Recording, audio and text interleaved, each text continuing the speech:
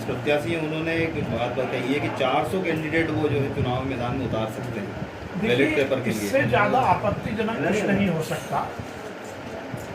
दिग्विजय सिंह जी हर समय संविधान का मखौल उड़ाने का प्रयास करते हैं।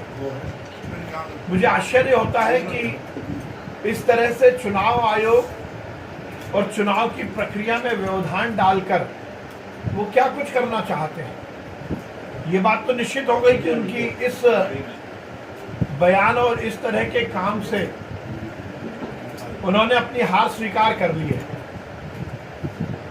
हारते हैं तो ईवीएम पर निशाना साधते हैं और जीतते हैं तो कहते हैं हम जीते हैं। निश्चित रूप से दिग्विजय सिंह जी का ये बयान और सार्वजनिक रूप से जो जिस प्रकार से कह रहे हैं कि 400 लोग चुनाव लड़ेंगे तो मतपत्र से चुनाव हो जाएगा, ये चुनाव आचार संहिता का उल्लंघन है।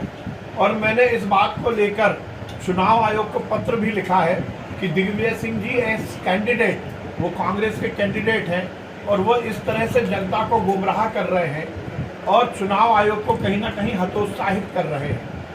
उनका ये कृत्य, उनका ये बयान आदर्श आचार संहिता का उल्लंघन है और निश्चित रूप से चुनाव आयोग को संज्ञान लेना चाहिए और उनके इस कृत्य को रोकना चाहिए। ये सीधे सीधे दिग्विजय सिंह जी की हारी हुई मानसिकता का परिचय है। सरकार बनती है तो वो 8,000 रुपये प्रति महीना महिलाओं को देंगे, तो ऐसे मेरी मौसी को मूछें होंगी तो मैं उन्हें मामा कहूँगा, ना मौसी को मूछें होंगी ना मामा कह पाएंगे।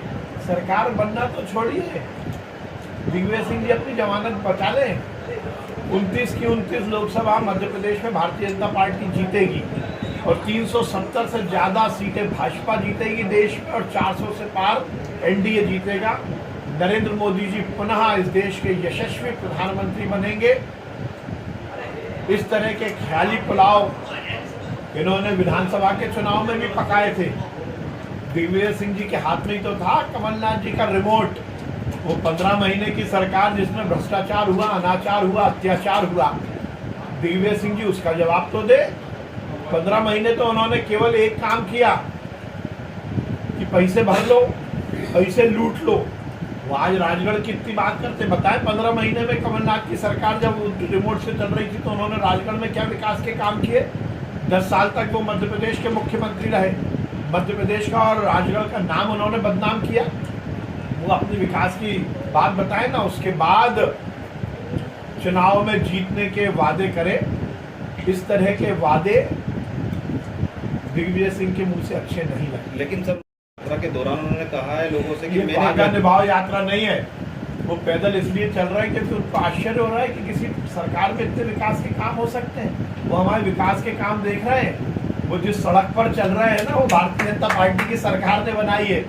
उनको यही आश्चर्य हो रहा है कि मैं तो कर नहीं पाया और भाजपा की सरकार में और रोडमल नागर जी ने और हमारी सरकार ने जिस प्रकार से विकास के काम किए हैं, जो हमारे विधायकों ने, हमारे मंत्रियों ने जो राजगढ़ में विकास किया है, वो विकास देखने निकले हैं।